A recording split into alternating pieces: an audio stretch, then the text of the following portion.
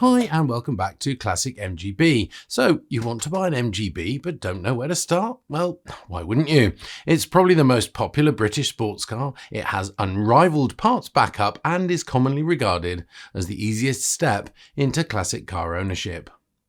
I freely admit that when I bought my MGB, I did it all wrong. I simply found one on Auto Trader I liked and without doing any other research, viewed it, drove it and bought it. In fact, it was the first MGB I had ever driven.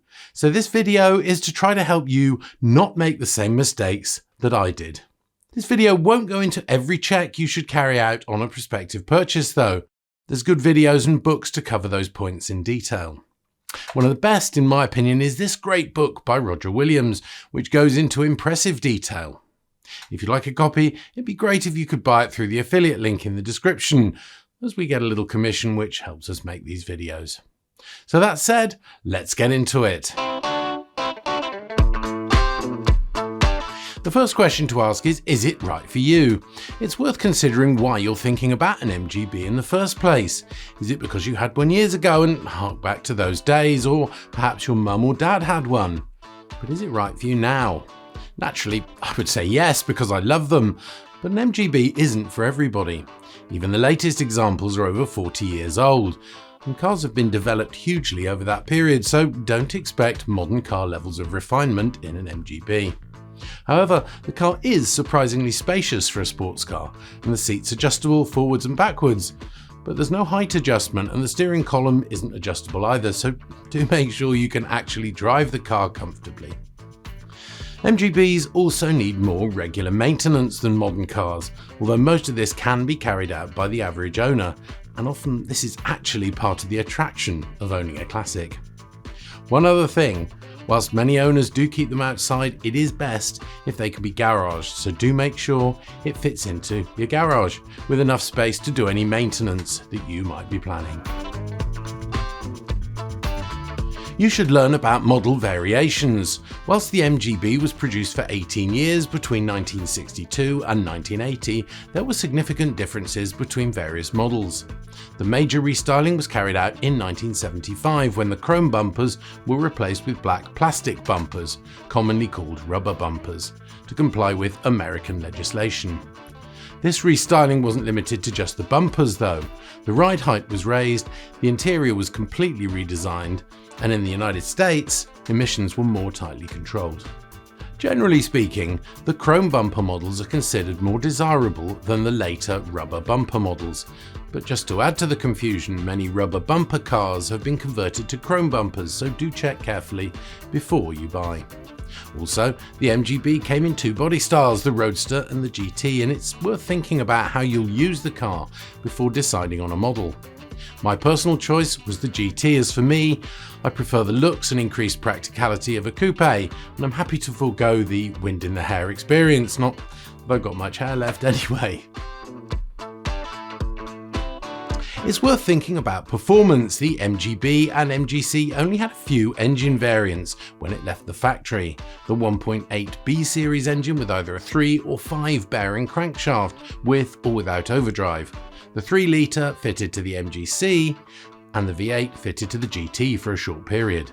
These offered widely different performance levels, with the slowest being the standard 1800 GT, which takes 14 seconds to reach 60 miles an hour, whilst the fastest is the V8, taking just over half that at 7.7 seconds. However, with the earliest cars now over 60 years old, there have been many aftermarket engine modifications carried out, ranging from a simple increase in engine capacity to improve power, to the fitting of much more powerful modern engines, like this example with a 2.5-litre Toyota Supra engine built by Roger Dunn in his garage. If you stick with the standard engine, one thing I would recommend for modern driving is an overdrive. It makes motorway cruising much more quiet and comfortable. Owners clubs are a fantastic way to learn more about the marque and the model you're thinking of buying, and my advice is to join the owners clubs before you buy the car. Both the MG Owners Club and the MG Car Club are fantastic resources of unbiased advice on buying an MGB. The car club's MGB register is made up of like-minded enthusiasts who probably know everything there is to know about the model, whilst the professional staff at the Owners Club offer free technical and buying advice to members. They'll also come and inspect a car before purchase for a small fee. Membership of each is around £50 a year and one of the best investments you can make.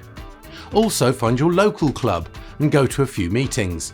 Both the MG Owners Club and the MG Car Club have local branches or centres. Another important question to ask is how much work will your prospective purchase require? Every MGB you find will either need restoration or will have had some restoration carried out. This could range from a complete wreck rotting away in a barn to a completely rebuilt car using a heritage, think brand new, body shell. It's really important to decide on how much work you want to do on the car and how confident you are to do that work yourself.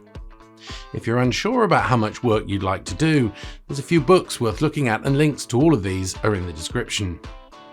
Now, all MGBs will require a degree of fettling and most owners do simple maintenance tasks like oil changes, but major restoration work requires careful thought.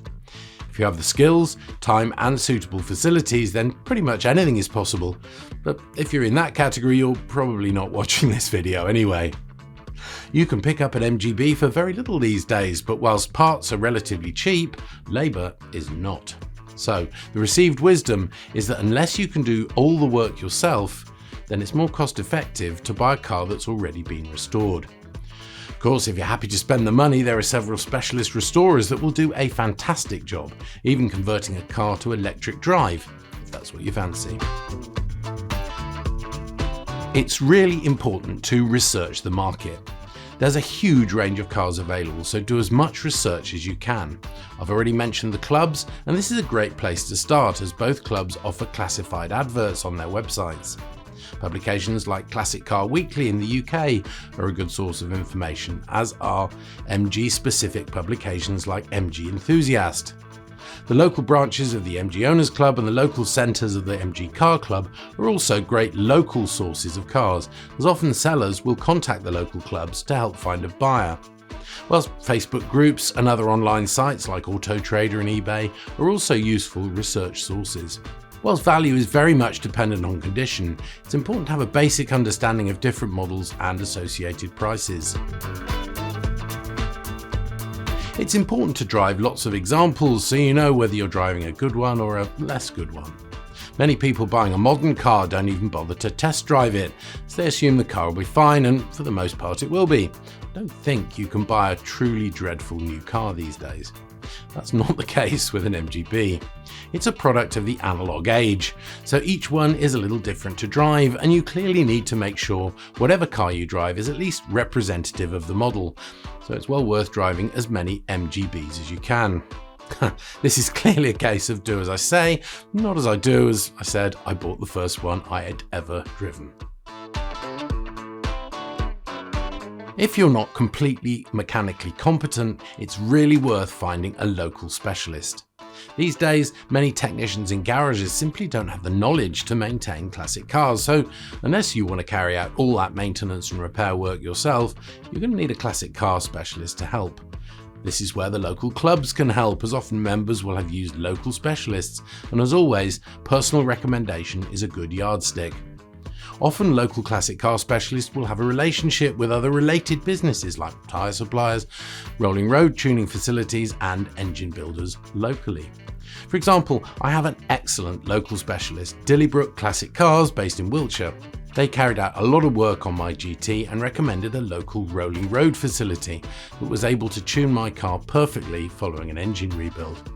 Links are in the description, and for the record, I've received no incentive to mention either of them. They've just done great work on my car. Probably the most crucial advice I can give when buying an MG is to inspect it very thoroughly. It's a fact of life that MGBs rust, and it's probably the most common reason that they're sent to the great scrapyard in the sky. Whilst this is more of a problem where salted roads in the winter can wreak havoc, it's a problem that most MGB owners will have to deal with at some point. Rust really falls into two categories: the cosmetic kind, restricted to bodywork, and the structural, that can affect the car's safety. The problem is that whilst corrosion in the bodywork is usually fairly easy to see, it's the hidden rot that can cause serious problems, which can be really expensive to rectify. It is beyond the scope of this video to go into detail, but the book I mentioned earlier, MGB and MGB-GT, The Essential Buyer's Guide, has lots of information on how to inspect an MGB fully. And remember, the MG Owners Club offer a reasonably priced inspection service that could save any prospective buyer from making an expensive mistake. They've also released a video that outlines the things to watch out for, so that's well worth a look, and there's a link in the description. Of course, a thorough inspection shouldn't just look for the dreaded tin worm, but should cover all aspects of the car, including the engine, fuel system, transmission, rear axle, suspension, wheels, brakes, and interior. If you're not confident doing this yourself with the help of books and online videos, then it's really important to get someone that is to inspect the vehicle before buying it. I didn't, and ended up getting the car inspected after I bought it. Although I probably could have haggled on the price and possibly bought a little bit cheaper. Fortunately, there were no huge issues. I was very lucky and certainly wouldn't risk it again. It's also really important to check all the paperwork, not only to make sure that the seller actually owns the car, but also to see exactly what work has been carried out. Whilst not essential, a good history file containing receipts and photos going back over several years suggests that the car has been looked after and can have a significant effect on its value. This was one thing I did actually check on my car.